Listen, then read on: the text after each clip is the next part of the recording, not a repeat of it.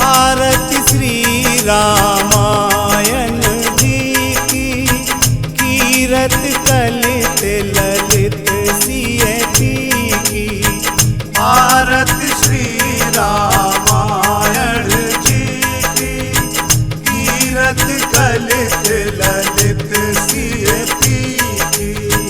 आरती श्री रामायण जी की, कीरत कलित ललित सियती की।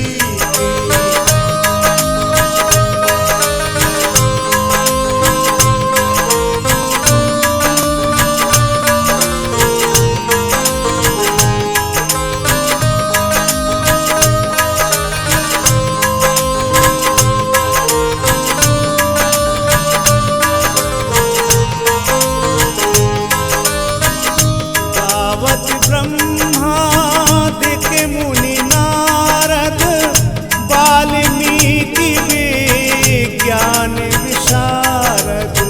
सुख सनकादिक शेष अरु शारद, वरन पवन सुत कीरतनी की।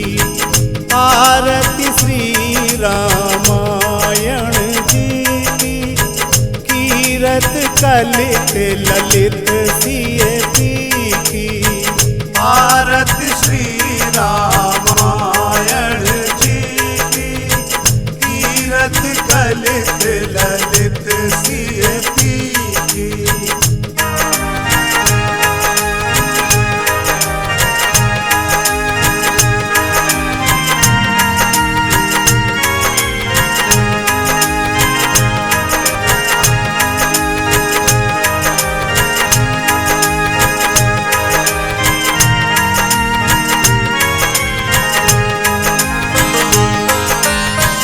गावत वेद पुराण अष्टदश, छो शास्त्र सब ग्रंथन को रस।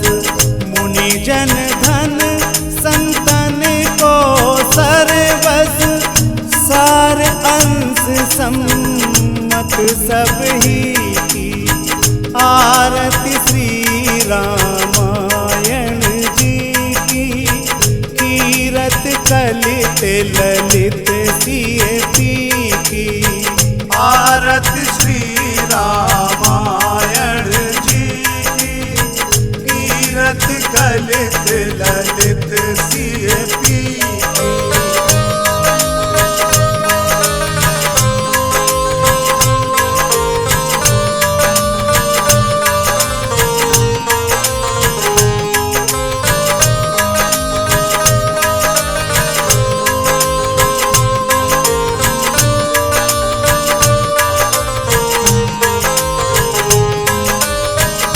गावत संतत शंभु भवानी, अरुघट संभव मुनि विज्ञानी। व्यास आदि कवि वर्ज बखानी, कागभूषुंड गरुड़ के ही की। आरती श्री रामायण जी की, कीरत कलित ललित सियती की।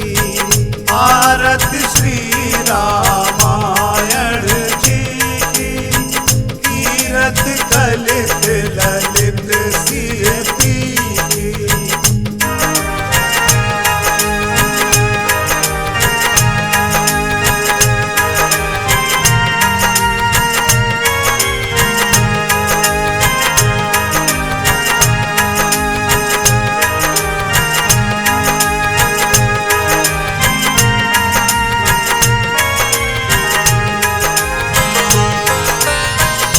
मलिमल हरन विषय रस फीकी, सुभग सिंगार मुक्ति जुगती की।